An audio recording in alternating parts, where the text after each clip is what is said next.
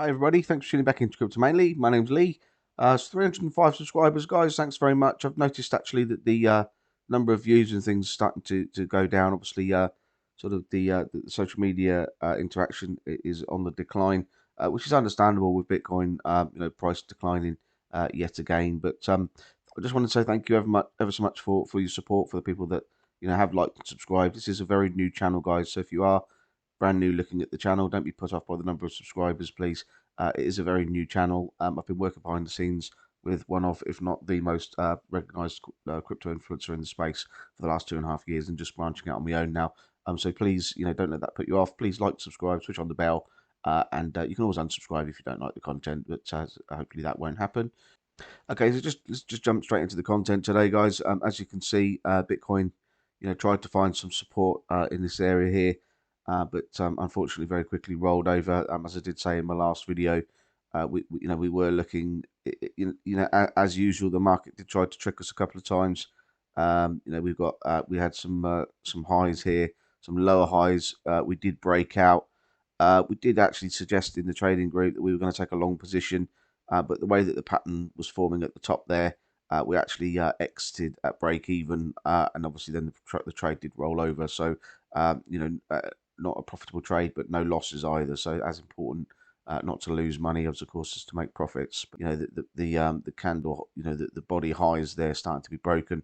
Did look like we were going to get some positive action, but unfortunately not.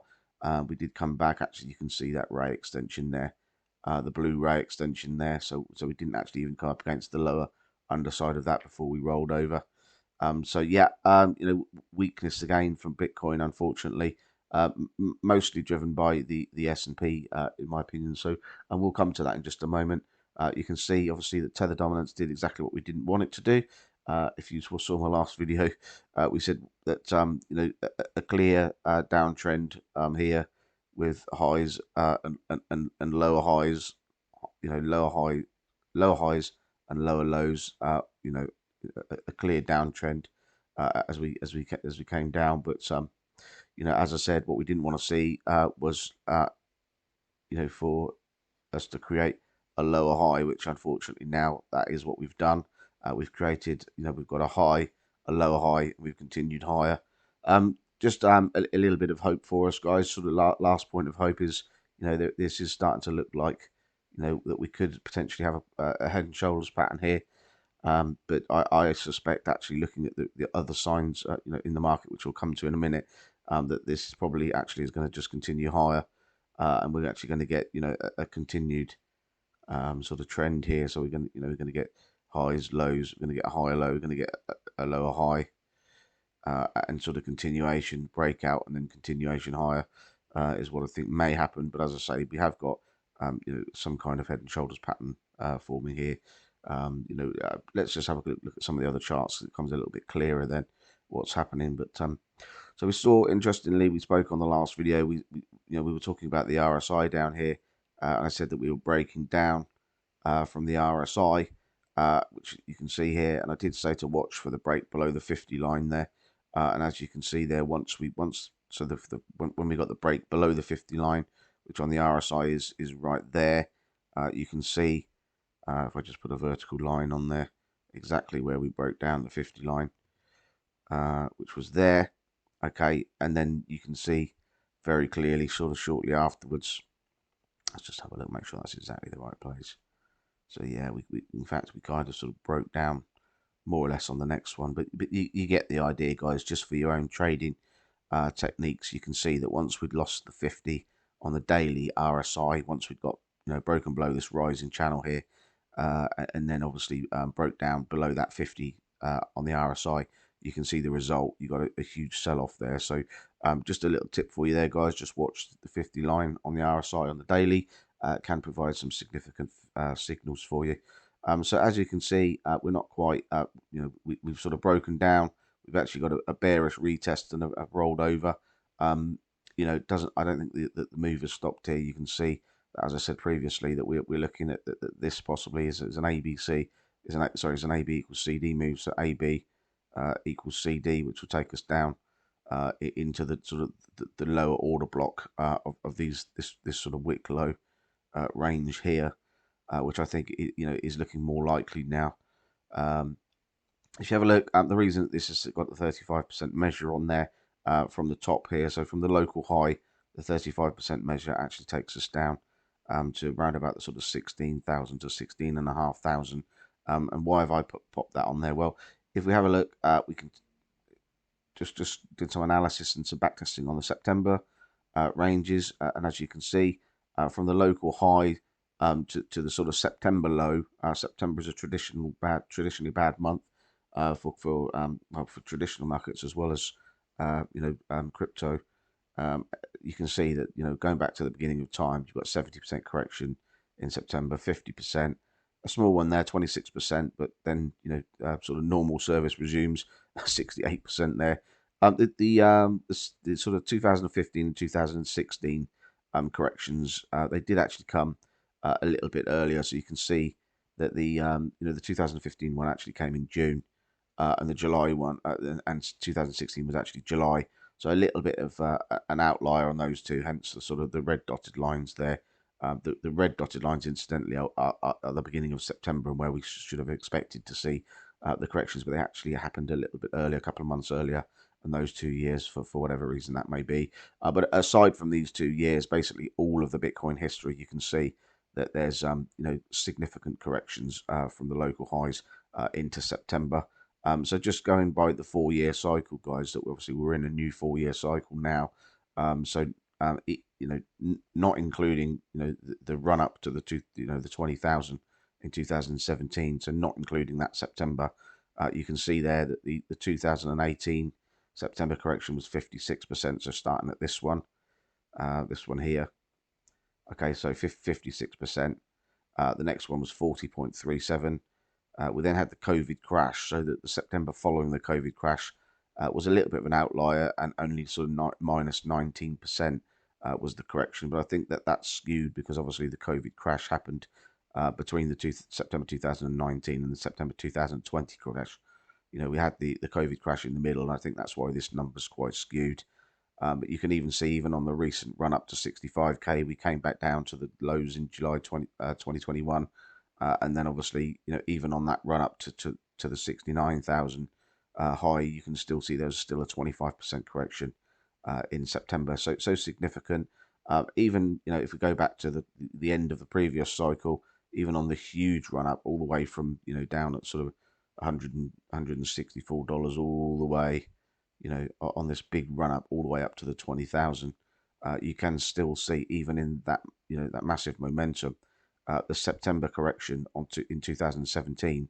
So bearing in mind that was on the run up to the 20,000 all-time high with all that momentum, there was still a 40% correction in September in that big run up. So just be prepared for that, guys. September's coming. It's bad, traditionally bad for traditional markets and cryptocurrencies. So this move I don't think has completed yet. Yeah, so this move hasn't completed yet. AB equals CD will take us down to the lows of the range here, somewhere between 16 and 17,500. I think will be actually where the sort of the wick ends up. The only thing, just a caveat to all of this, guys, and this is, I know that my last few videos have been quite bearish, and I apologise for that. People don't want to see bearish videos necessarily; they're not very popular. But having said that, I would like to just tell you all what I see and just be honest with you and just give you, an opinion. This isn't financial advice, of course. I'm not a financial advisor. I'm not a global economist or anything like that. Far from it. But I just want to share my opinion with you guys so that you can just, have a think about it and make your own decisions and protect yourselves accordingly. But I mean, the S&P, as I was saying in the last video, that we may get a bounce and get a topping pattern like this one up here. If you look very carefully, you can see that we did get the. If I just move that out of the way for a moment, we did get a bounce, but it was nowhere near as high as I expected. And in actual fact, you can see from this kind of head and shoulders pattern at the top here, the neckline is where the bounce happened. It just bounced, came up to the neckline, and very quickly rejected from there. Just pop that back in place like that. Yeah, so very very quick rejection from there. It came back through the weekly wick high and candle body high support. having rejected. Things were looking quite promising to get a little bit of a bounce, and then just get an immediate rejection. The monthly 21 EMA. Let me just check what that is now. Yeah, so it's changed slightly, but it's still 40,083. So hardly changed at all.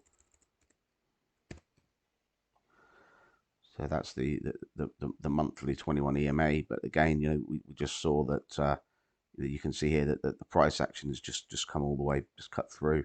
So it's cut through the weekly candle body high, the weekly candle body support, just cut all the way through there. And in fact, the next sort of point of control is somewhere around the sort of sorry, the next point of support, I should say, is around the sort of 4,000 mark. If we don't, I think that if we get down below 4,000, then very quickly we'll see a bigger sell-off. I just want to show you something very quickly actually here on the this is a credit to Charlie Bellio. If you don't follow him, then it's a very good guy to follow. The S&P 500 closed down 3.4% today, which was yesterday. Its seventh decline of 3% or more this year. In the last 70 years, the only years with more than a 3% drawdown days than we've already seen in 2022. So only 3 years, basically, in the 70-year history, has seen more 3% drawdowns than this year has in the past, if that makes sense. So this year we've had 3% drawdowns more often than every year in history, in the 70-year history of the S&P, other than 3 years, which is 2008, 2009, and 2020. 2020, obviously, COVID crash. 2008, 2009 was a very bad time for the markets, as no doubt you'll know. So yeah, I just thought that was interesting, guys. Another thing I just wanted to draw to your attention was excuse me, sorry. If we look at this correction here, okay, so from the top here to the bottom, it's about a 13% correction. In terms of Bitcoin, what did that mean in terms of Bitcoin? Well, the correction was from the date was actually the 2nd of June. And if we just go to where the 2nd of June was,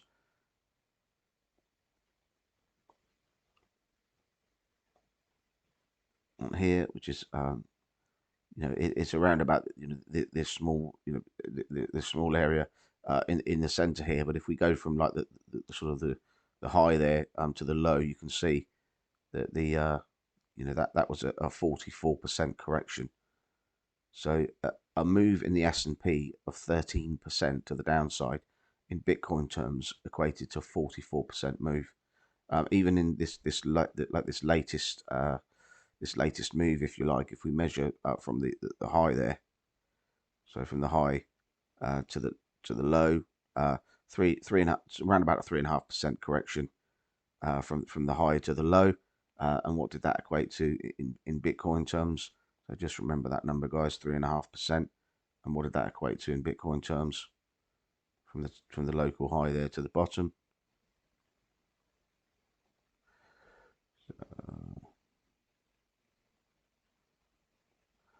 So about a 9% move. So you're talking about the size of this move, compared to the Bitcoin move, as well as this one here, sort of 13% compared to 44.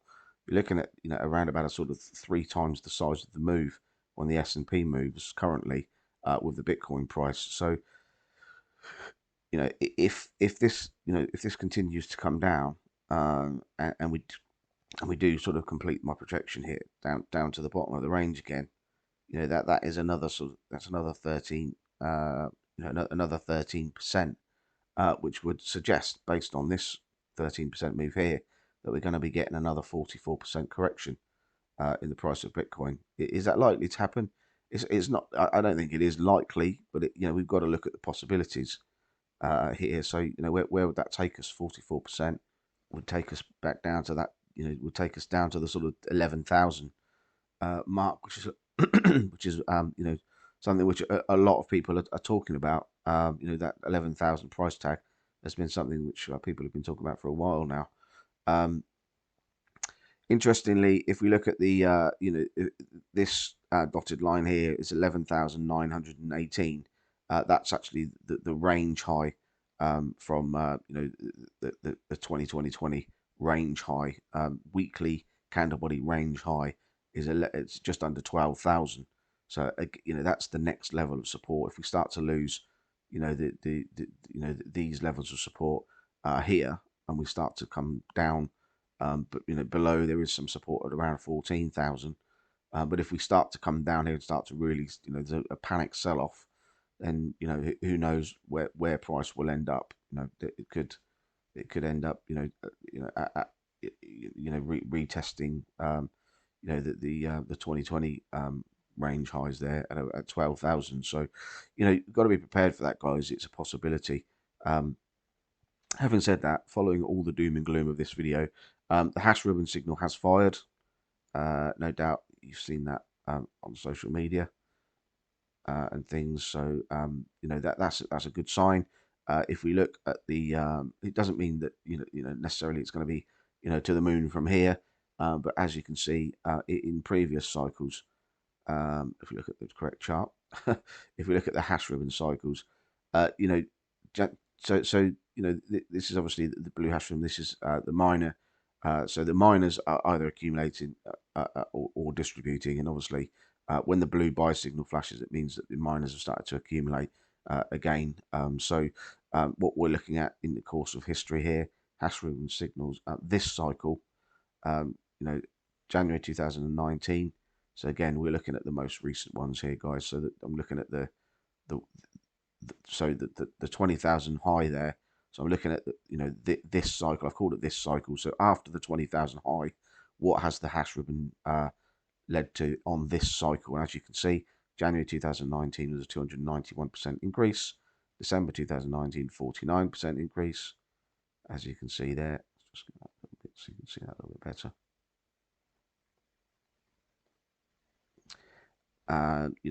April 2020 was an 84% increase. December 253%. August 84%. So the average is 152% gain from the low. So I mean, just to put that into perspective, I mean, if we are talking about horrendous lows like 11, 12,000, I mean, even if we did get all the way down to 11,000 and you added 152% to that, we're going to be back up to the sort of close to the 30,000 mark again. Based on the hash ribbon signal. So that's if we get down to 11,000. So it's kind of like I think that somewhere down there would be sort of in the realms of worst case scenario, unless there is a complete collapse in the S&P and it just continues even further down into the sort of into the sort of 3,000 territory down here. So if I just show you this as well, guys, this is getting a little bit long now, but I'll show you this as well. So incidentally, if we do get down to the lows here at 3,200, you can see, incidentally, guys, these if we look at a monthly time frame, these red arrows which I've put on there were actually something which we were looking back all the way back in where are we, November of 2021. The warning signs were there. You can see that this is an inverse hammer candle, so like a topping pattern there, and you can see that the price rolled over 35% the last time we had that candle, and monthly November 2021, which incidentally is where the Bitcoin top was you've got the similar warning signals there. We did get like a little bit of a continuation, then quickly rolling over. So I mean, based on the last one, which obviously this is a little bit of an outlier because again it's March 2020. But you can see that the warning signs were on the chart that we were going to roll over at the top here. So it's they say trade what you see on the charts, guys, and you just can't ignore what's happening. And when you look at things like Charlie Bilello's analysis there, you've got to take these things seriously and really consider what the worst case scenarios are.